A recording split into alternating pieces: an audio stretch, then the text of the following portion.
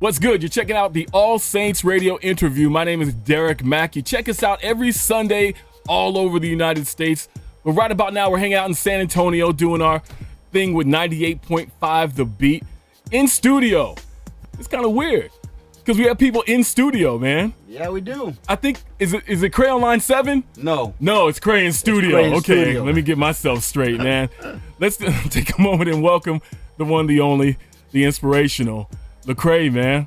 Hey. How you feeling, dude? I'm good. I'm here, man. I had some tacos earlier, so I'm a little. That itis is creeping Itis up. alert. Itis alert.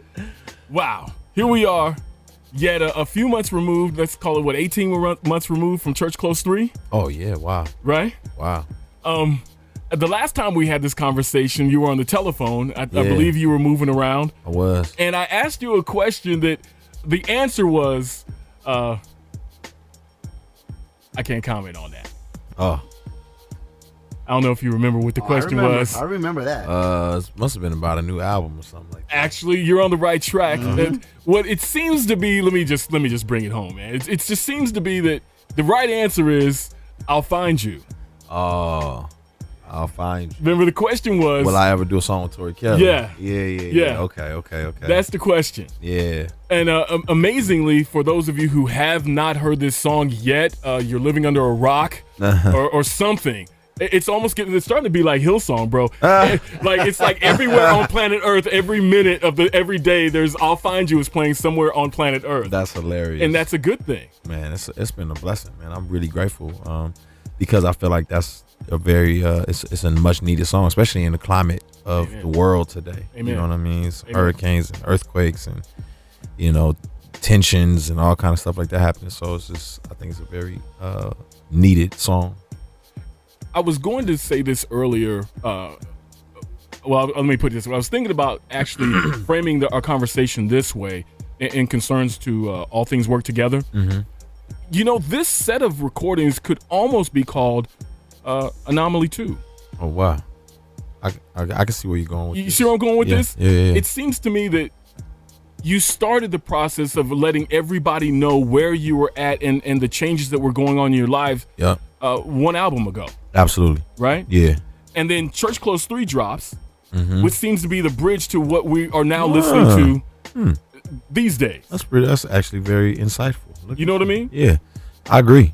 I think Anomaly was me saying I really want to be free. I really want to be me. And I was owning that, but I wasn't necessarily fleshing it out in my music, so to speak. And then Church Close 3 was like, all right, let's try. And then I think, All Things Work Together was like, I'm not going to try. I'm going to do. And I'm going to put it out here. Because I feel like it frees other people to be themselves, to be who they were created to be. Because a lot of times we wrestle with that tension of trying to be just people pleasing and trying to be who everybody else wants us to be and not be who we were uniquely created to be. And you don't always get all the rewards and all the applause for being who you were made to be. But end of the day, it's who God made you to be. So, that's the reward at the end in and of itself.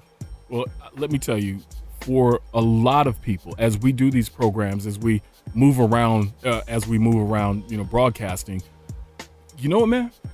On the cool, what I am hearing, and it is loud and it is resounding and it is resonating. Let me put it that way, at the risk of being redundant. A lot of people are finding the real definition of faith by listening to what you're going through. I've seen a lot of interviews that you've done. I follow you on Insta, and by the way, that was a great picture from Houston last night. The sparklers were nice. The pyros got were people nice. excited to see the show tonight, probably.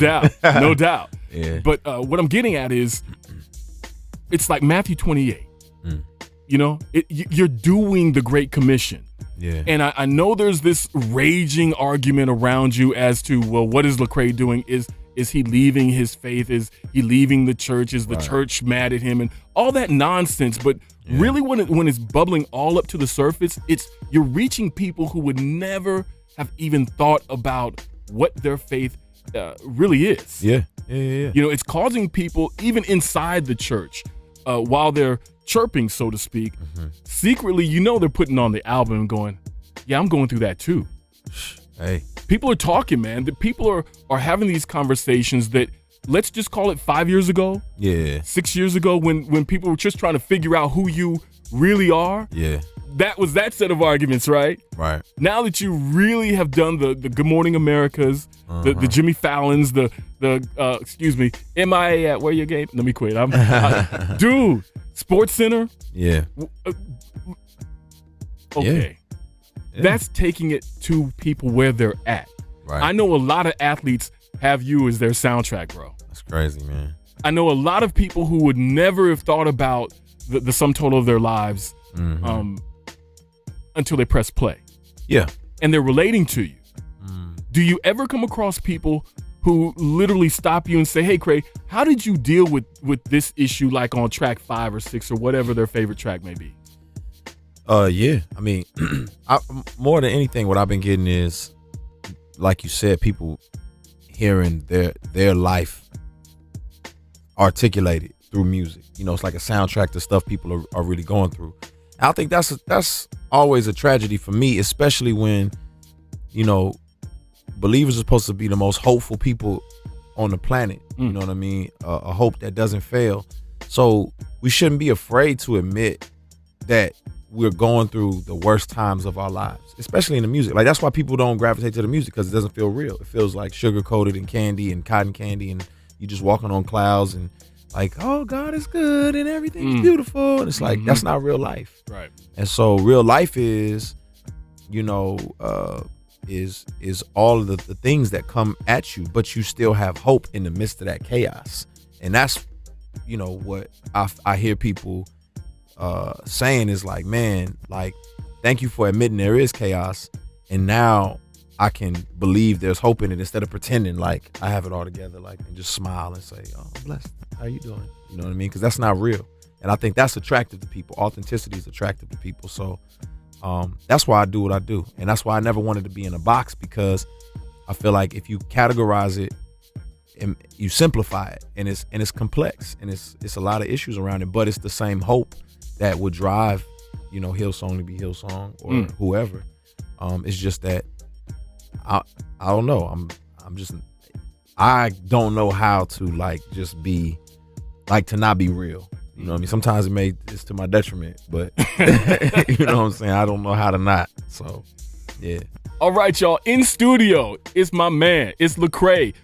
Dude, I got to ask you a question when we come back, because we got to take a break and get into this jam real quick. Yeah. We're going to drop this jam from your latest collection, All Things Work Together. Hashtag All Things Work Together. Hey. Use the analogram, whatever you want to do, but use it. Spread it. We're on the air. It's All Saints Radio. Music with a higher calling.